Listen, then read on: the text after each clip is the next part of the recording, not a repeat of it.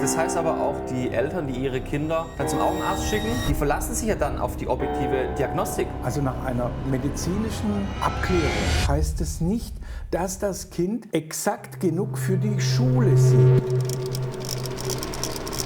Ein Denkfehler von 1930 sorgt dafür, dass dein Kind heute scheitert. Stell dir vor, dein Kind kämpft jeden Tag mit Lesen und Schreiben. Es übt und es bemüht sich, aber es klappt einfach nicht. Und du denkst dann, vielleicht ist es einfach nicht sprachbegabt. Vielleicht hat es eine Lese- und Rechtschreibschwäche.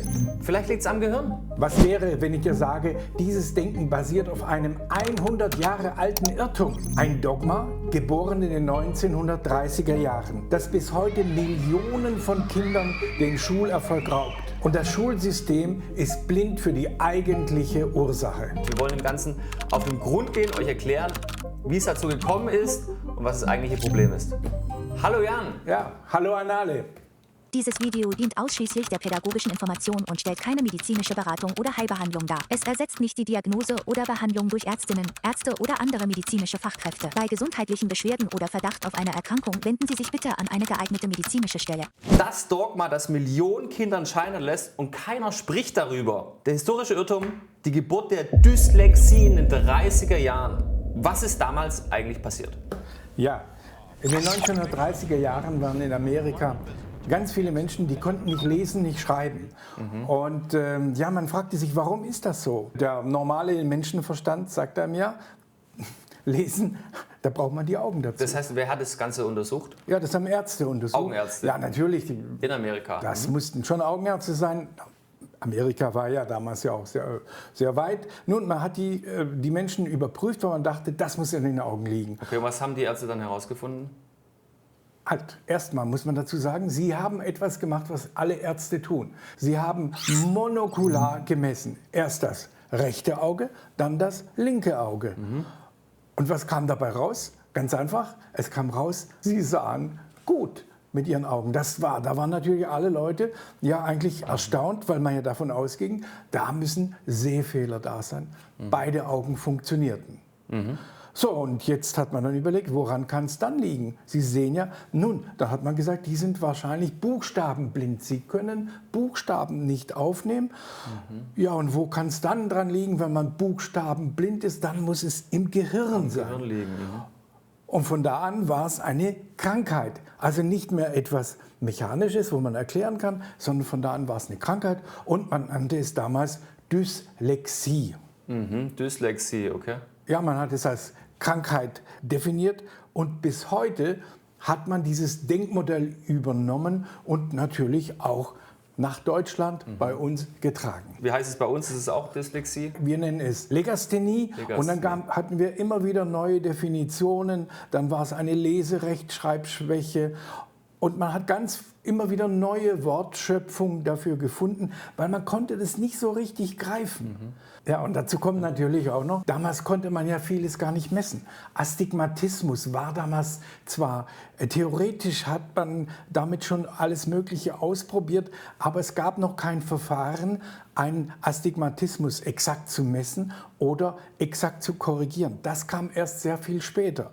Wie weit man die Achse genau bestimmen konnte und vor allen Dingen einschleifen konnte, ist wieder etwas anderes. Dann, wie zentriert man eine Brille? Das war damals alles noch in den Kinderschuhen. Heute würden wir fast sagen, dass für heutige Verhältnisse, was wir heute können, das war Steinzeit. Und dieses Messen damals, das wurde von uns übernommen. Weißt du, das ist so wie mit Spinat. Ja? Alle Kinder mussten ja generationenlang immer Spinat essen. Wegen Popeye. Wahrscheinlich Popeye, aber man dachte, ja, man wusste, da wurde festgestellt, im Spinat ist sehr viel Eisen. Ja, und deswegen gab es überall immer das Gleiche. Das war so ein Narrativ und das sitzt bei den Leuten auch heute noch.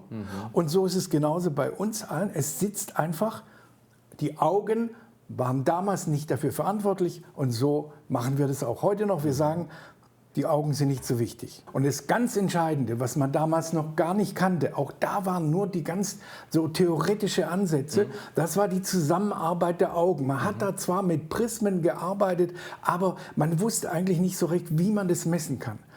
Das war alles mehr theoretisch. Man konnte das nicht Und man konnte auch den Astigmatismus, der großen Einfluss auf Lernen hat, den konnte man noch gar nicht messen und man konnte ihn auch nicht korrigieren. Kurze Frage dazu, und zwar, wir haben eine Umfrage gestartet. Wir haben die Zuschauer gefragt, ob sie das binokulare Sehen schon mal haben überprüfen lassen. Und da kam eigentlich raus, dass ca. 80% der Menschen gar nicht wissen, was ist eigentlich binokulares Sehen. Könntest du in 3 Sätzen ganz grob umschreiben, was ist eigentlich binokulares Sehen, dass es jeder versteht? Also binokulares Sehen ist eigentlich die Grundlage für unser ganzes Leben. Denn warum haben wir 2 Augen? Der Riese Polyphem hatte ein Auge. Wir haben 2. Für was?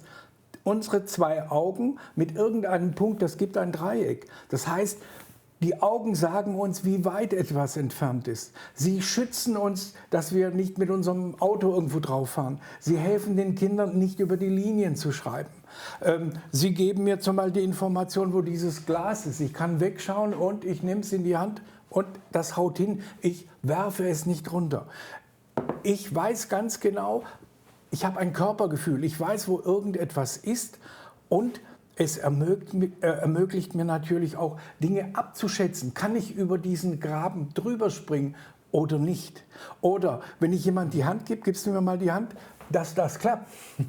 Sonst haut das nicht hin. Ich muss wissen, wo die Hand ist. Und du hast jetzt auch, machen wir es nochmal, und jetzt haut es hin. Wir wissen, wo ist die Hand. Okay, das heißt... Peinlich, wenn nicht. Okay, das heißt, binokulares Sehen heißt Bino mit beiden, okular mit beiden Augen. Das heißt, man kann Entfernungen abschätzen, man kann räumlich verstehen und speichert im Gehirn räumlich ab, wo sich Dinge befinden, in welcher Entfernung ist zum Beispiel mein Rücken hinten, wenn ich meinen Rücken zum Beispiel kratzen möchte oder sowas. Genau. Und ganz besonders wichtig ist binokulares Sehen beim Lesen und beim Schreiben. Es wird nur leider unterschätzt, was das binokulare System für die Schule bedeutet. Und dafür kämpfen wir seit 30 Jahren. Da muss etwas passieren. Zum Schreiben genauso, ob ich über die Linie schreibe. Mein Auge sagt mir, hey, du bist zu weit. Wenn ich aber kein räumliches Sehen habe, merke ich das nicht. Und das Fatale dabei ist, dass die Wissenschaft, aber auch die Augenoptik davon dominiert wird. Das heißt, die Pädagogik sagt, ja, die Augenärzte und die Wissenschaft sagt, dass das Binokularsehen, das wird ja vom Gehirn automatisch ausgeführt. Und deswegen gehen alle Forschungen in eine ganz andere Richtung. Wir investieren unglaublich viel Geld in zum Beispiel neue Programme. Da heißt es immer wieder, wir haben viel Geld in die Hand genommen, aber das reicht nicht. Wir müssen gucken nach den Ursachen. Und diese Ursache wird zur Seite gelegt, weil wenn wir uns über Wahrnehmung unterhalten, ich merke immer, wir reden von unterschiedlichen Dingen. Okay. Die einen reden von einer Untersuchung, einer fachärztlichen Untersuchung. Der Augenarzt ist Facharzt für Augenkrankheiten. Dann lass uns das doch mal ganz einfach betrachten. Was ist denn der Unterschied zwischen der medizinischen und der optometrischen Messung? Was ist der große Unterschied zwischen den beiden? Also es ist eigentlich relativ einfach. Der Augenarzt, der misst objektiv. Was heißt objektiv? Objektiv, das heißt, deren Ziel ist natürlich Gesundheit der Augen. Da geht es um eine Augenkrankheit. Er muss nur wissen, sieht er gut oder nicht gut. Also ein gesundes Auge kann gut und schlecht sehen. Ein krankes Auge sieht garantiert nicht mehr gut. Und das ist seine Aufgabe. Okay. Ja, ein Augenarzt, der heilt ja auch Krankheiten, was man natürlich eigentlich auch bedenken muss. Und dann haben wir den Augenoptiker. Der misst subjektiv. Und dessen Ziel ist ein besseres Sehen für uns. Und schlechtes Sehen ist keine Krankheit. Schlechtes Sehen ist die Normalität. Und dafür brauchen wir jemand, der sich nur darum kümmert, damit wir besser sehen können, in der Nähe, in der Ferne, am besten in allen Bereichen. Das ist ein langwieriger Prozess, dass man immer wieder andere Gläser reinschiebt. Jetzt sehe ich es besser. Nein, jetzt ist es wieder viel schlechter. Okay, wir probieren was anderes. Und so tastet man sich ran an das richtig ideale Sehen, das Beste, was eben rauszuholen ist. Und es hängt von vielen weiteren Faktoren ab, nicht nur von der Messung, sondern nachher später. Von der Zentrierung, die Brillenanpassung muss stimmen. Alle Faktoren machen was mit, auch ob eine Brille klemmt hier hinten, wehtut. Kann sogar den Erfolg einer Brille mindern, weil man die Brille dann nicht mehr aufsetzt, weil man sagt, die tut weh. Nach 1945, Deutschland bekam eine neue Regierung, man hat neue Gesetze gemacht und das Gesundheitssystem wurde reformiert. Und man sagte, der Augenarzt, der misst die Augen aus und der Augenoptiker macht die Brille. Und der Augenarzt soll auch den Augenoptiker kontrollieren, wobei man sagen muss, der Augenoptiker ist speziell dafür ausgebildet. Er hat 1200 Stunden nur Refraktion. Das heißt, das ist eigentlich dem sein Ding und es geht um das bessere Sehen von uns, weil das ist keine Krankheit. Okay, das heißt, wir blenden es hier jetzt nochmal ein und zwar im Medizinstudium, also ein Medizinstudium geht 6 Jahre und er hat als Augenarzt hat man fast keine praktische Ausbildung in Refraktion, dem eigentlichen Messen der Augen. Zum Beispiel auch ein Facharztausbildung, Augenheilkunde, 5 Jahre in Deutschland. Refraktion ist nur ein sehr kleiner Teil. Ja, weil es ist auch nicht die Aufgabe des Arztes. Denn diese Untersuchung ist sehr lang, also die dauert sehr lang, bis zu 1,5 Stunden. Und diese Zeit haben die Augenärzte nicht. Es ist nicht ihr Job. Dafür sind Augenoptiker da.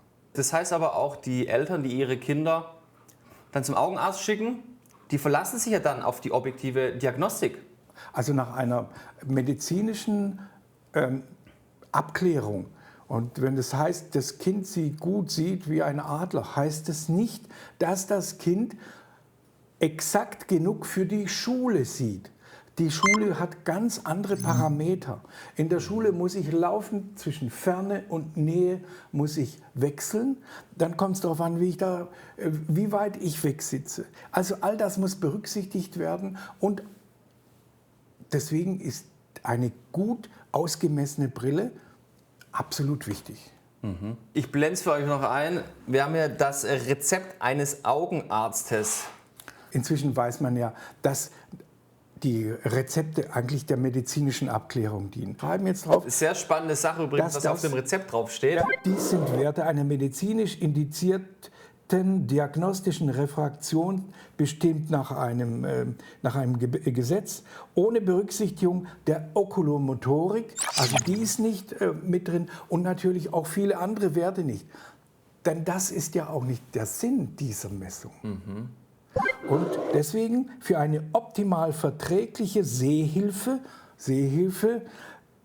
können erhebliche Änderungen notwendig werden. Ja, und das ist oft das heißt, man bekommt einfach vom Augenarzt ein Rezept für eine Brille, wo eigentlich draufsteht, dass auf die Werte gar kein Verlass ist. Ja, darauf wird hingewiesen. Ja, das ist der Hinweis. Ja, aber auch das ist ein Narrativ. Wir meinen, dazu brauche ich diese Werte. Ein Narrativ. Das heißt also, nach einer medizinischen Untersuchung können Eltern nicht davon ausgehen, dass ihr Kind für Schulerfolg genügend visuell wahrnimmt. Richtig, das ist wie wenn ich eine Einlage für meinen Schuh bekomme. Das muss vom Orthopäden nochmal richtig überprüft werden.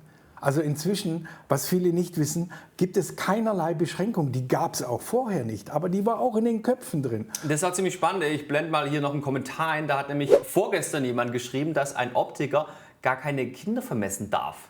Das stimmt nicht. Das ist sogar in den Arbeitsrichtlinien der Augenoptiker klar definiert. Das ist ihre Aufgabe. Und früher hat man gedacht, ab 16 erst dürfen die das tun. Meine Güte, was passiert bis 16 mit einem Kind? Was wird da alles übersehen? Ganz wichtig, dass Augenoptiker inzwischen auch Kinder refraktionieren. So, dann gehen wir doch mal weiter in die Schule. Was passiert, wenn die Eltern den Lehrern sagen, dass sie die Augen medizinisch abgeklärt haben und die wurden für gesund befunden? Trotz Schwierigkeiten in der Schule, was passiert denn da? Das ist ja klar. Als Lehrer sagt man sich, gut, die Augen sehen gut, also kann es nur an etwas anderem liegen. Und dann denkt man gleich an Legasthenie, an Dyskalkulie. Und so wurde es uns ja auch beigebracht. Damals Legasthenie, ich hatte es auch in meinem Studium, darüber wurde viel gesprochen. Und wir haben erst später eigentlich die Resultate in den Heften gesehen. Vorher hat man das gar nicht so richtig verstanden. Und die Kinder sind überfordert und die zweifeln an sich selbst. Also das sind große Herausforderungen und wir können den Kindern eigentlich fast nicht helfen, weil es tröstet nicht, wenn ich sage, du bist Legastheniker und die Eltern sind frustriert und Hilfe bleibt natürlich aus. Und dabei sind die Probleme ja so sichtbar. Aus allen Heften, viele, viele Dinge sieht man schon von weitem. Man sieht es sogar im Kindergarten. Aber nur, wenn man weiß, worauf man achten muss. Ja, aber das muss man natürlich wissen. Das muss aber auch gelehrt werden. Das gehört eigentlich an die pädagogischen Hochschulen. Und gibt es in der pädagogischen Hochschule, wird es in der Ausbildung gelehrt? Nein, ich versuche das seit 25 Jahren, seit 1997 versuche ich das im Kultusministerium. Aber wir haben immer wieder Termine. Stundenlang können wir präsentieren, alle sind begeistert. Jetzt ist die Frage, das Dogma von 1930, wie können wir dieses Dogma loslassen? Muss das Dogma fallen? Das Dogma von 1930, das das Lernen und Leben von allen Schülern und von uns allen Bürgern betrifft eigentlich. Natürlich, in allen Fächern kann man Symptome von schlechtem Sehen erkennen. Wir müssen darauf reagieren. Wir müssen den Eltern Bescheid geben. Die Eltern müssen uns informieren und wir müssen gemeinsam nach Lösungen suchen. Genau, das heißt, wir können es nur gemeinsam schaffen. Deswegen seid ihr alle hier, deswegen machen wir diese Reihe. Wir wollen euch alle in die Power bringen, dass ihr diese ganzen Sehdefizite selbst erkennen könnt bei jedem, bei euren Kindern, bei euch selber und dass ihr euch in die Power bringt. Das ist unser Ziel. Ja? Wir können nur gemeinsam über dieses Dogma drüber springen. Richtig. Sonst dauert es noch viele Jahrzehnte. Ja. Ja, bis damals etwas passiert, das dauert ewig. Nur Eltern können das tun. Also wenn du ein Kind hast, das kämpft oder jemanden kennt, der ein Kind hat, das in der Schule kämpft, trotz Lernen, dann teile ihm diese Folge. Es geht darum, dass Kindern geholfen wird. Das ist unser Anliegen. Und um eine Wahrheit, die viel zu lange übersehen wurde.